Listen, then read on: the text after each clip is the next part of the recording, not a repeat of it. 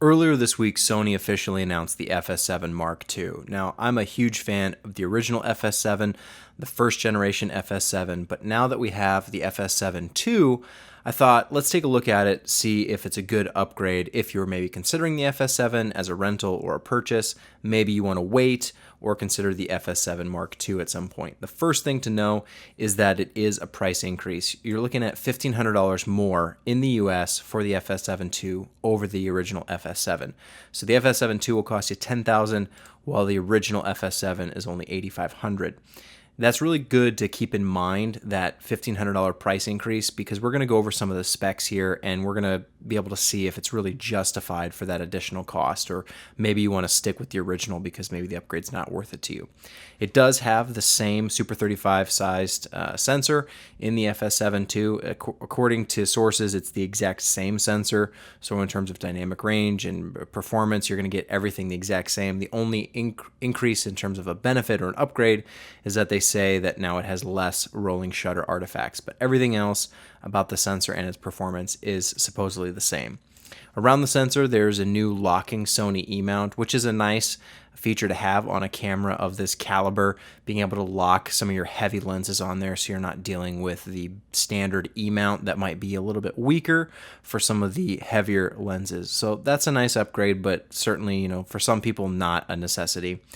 Now, the one thing that the FS7 II that does that I actually really like is that it has an electronic variable ND, and basically that allows you to dial in the amount of ND filtration you're doing. So typically on cameras like this, you have a ND filter wheel that kind of cycles through different ND filters built into the camera, which is great to have them right there so that you don't have to worry about putting ND filters on the lens or bringing them along. Maybe you forgot them.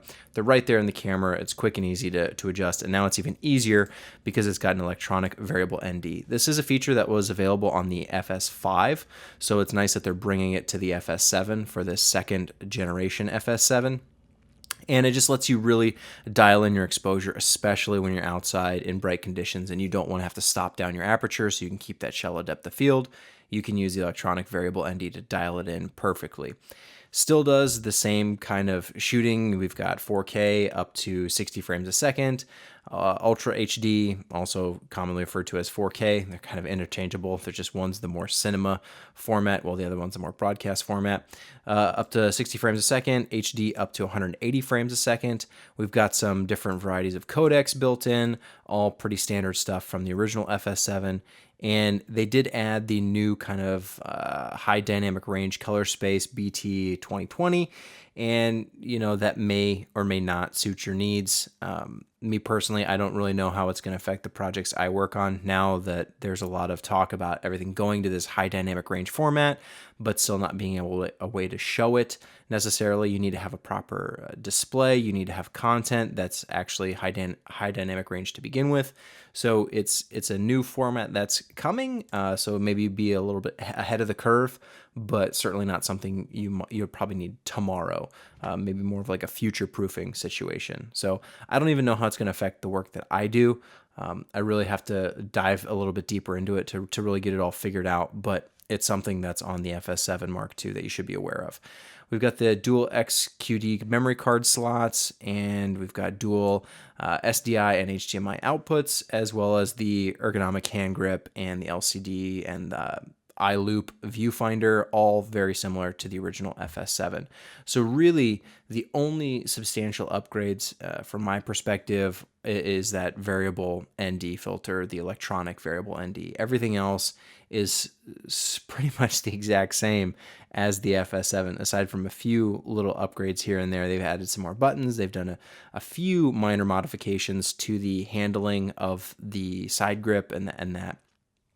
The form factor of all that, it just kind of works a little bit better, but it's such a minor upgrade that it really probably should have been the FS7 II and kept it at the same price, and then the FS7, the first generation one, gets a price decrease. To have the price increase by $1,500 and really not have that much of an upgrade, most people would want a newer, improved sensor or higher frame rates, or some big change or worthy upgrade, especially when you're going to be charging more. And what I really think this sheds light on is just Sony's business model that they're using. This is kind of me speculating and drawing some conclusions on my own, but I think that Sony saw the market not moving forward, and there wasn't a lot of competition. So over the past couple of years, they've been really good at including really awesome video features into their mirrorless cameras, and they've been really great at getting more cinema friendly cameras into the more broadcast or ENG style of shooting. So the FS7 having built-in ND filters, having everything right there in the camera ready to go, rather than being the more cinema style cameras, maybe like your Reds or what Blackmagic is doing. That taking that large sensor and putting it in a broadcast style camera so everything's quick and easy, Sony has been great at, and offering high frame rates and large dynamic range and all this great stuff. They've really been pushing the industry forward and the marketplace forward, and offering stuff at really competitive prices. I've talked a lot about Sony over the past couple of years on my channel and how great they've been at pushing technology forward. But in order to do that, they've had to invest a lot of money into R&D, and they've put out cameras that maybe were underpriced in order to stay competitive and kind of pull some people from Canon, or pull some people from Red, or pull some people from Panasonic or Arri or wherever, to get them into the Sony ecosystem. But now that they really have become so dominant in terms of share of kind of the culture and the people around it. The FS7, very popular camera. The A7 series camera is very popular. They now have the A6300 and now the A6500. Very popular cameras coming from Sony. I don't know exactly how well they've sold, but certainly in terms of buzz online, they're very popular, and a lot of people are talking about Sony and what they've been doing. And I know me personally, having shot on the FS7 and shot on the A7S and the A7S Mark II, their cameras are great, and they do have a few minor drawbacks that I don't particularly like, but it's certainly stuff that you can work with. But now they're at that point where they've invested all this money, and maybe they haven't quite made it all back. And so maybe they have to now start iterating on what they already have, rather than introducing new things that are actually substantial upgrades. So it's a tricky situation to be in, because I think most businesses find themselves there. It's like, it's so hard to innovate and constantly keep pushing other companies forward, as well as the same time pushing yourself forward. But then things start to get a little stagnant and a little stale, and it opens up room for some other competitor to swoop in and undercut your price and offer something that's even better and even greater. It's kind of like, when they make Blade Runner, and then they have the director's cut, the producer's cut, the premium cut, the extended cut, the, however many different cuts of a same movie they want to sell you. Yeah, it might be a little bit more of an upgrade, but it's still kind of the same movie you saw before. Maybe Blade Runner is a bad example of that, because I know some people really like the director's cut. But that's that same concept where you've already built the thing, 100%, and now let's do a 5% or 10% improvement upon it, rather than building something else entirely up to 100%. And I think that's an unfortunate place to be in, because really the upgrade from the FS7 to the FS7 II is not substantial enough for me anyway. Maybe from a rental perspective, if they're priced similarly, absolutely rent the Mark II version instead. But if you already have an FS7 and you're looking at the second version, it's not like you have to throw away the FS7 or sell it just to get the upgrade. Maybe you really like one of these particular features. Maybe you're trying to do something with high dynamic range video for different displays or something like that. But I really wish that they had been a little bit more aggressive with their features. And maybe, the FS7's rated at 14 stops dynamic range on the sensor. Maybe a sensor that's got 15 stops dynamic range, 16 stops. Maybe it's the LCD is a higher resolution, or I don't even know. The FS7 is such a great camera that it is kind of hard to improve upon it without doing something drastic. But, having the Mark II, having this version, I think at that same price point, the 8500, and then knocking the FS7, discounting it maybe by $1,500 would have potentially been a better solution, because I do really like these cameras. And if they want to keep coming out with new versions to get people excited and re-engaged with their system, then they've got to offer attractive features at attractive prices. And when you increase the price $1,500 and you don't offer any substantial features that are going to really grab somebody, that price is going to not look nearly as attractive as it should. You know, if there was some killer feature on here, the $1,500 may be justified.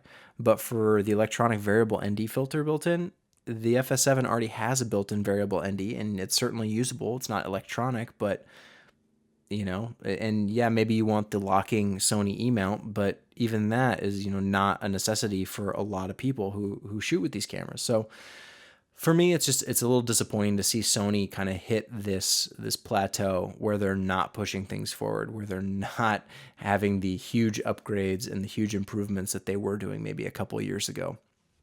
Because that's what I like to see from them. That's what I like to see from everybody.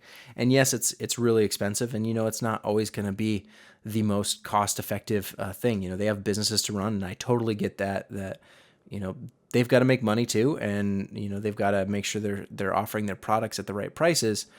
But at the same time, I really think that would have been more easily digested by me and other people in the community if it had kept the same price as the original FS7, and that had just gotten a little bit of a decrease. But I don't know, maybe something really stands out to you. I would love to hear your perspective on it. I know a lot of people online have been kind of down on this camera, especially since it isn't that big of an upgrade, at least from my perspective and from the perspective of others. But maybe you see something that really stands out and you think it's worth the $1,500. I'd love to know. Leave me a comment. But I think we're entering that era where Sony is not going to be pushing things as hard as they have been. I know on the horizon we've got the A7 Mark III and the A7 III and the A7R Mark III, all these, you know, third generation cameras that when you look at what they've done with the A6300 and then to the A6500, having a price increase with a couple small features added, but essentially the same camera, and now the FS7 to the FS7 Mark II. Maybe there'll be an FS5 Mark II that if it has the same treatment where it's a price increase but small performance increases, I think that's kind of the road we're looking at moving forward. But I could totally be wrong. It's possible. I would love for Sony to surprise me and prove me wrong.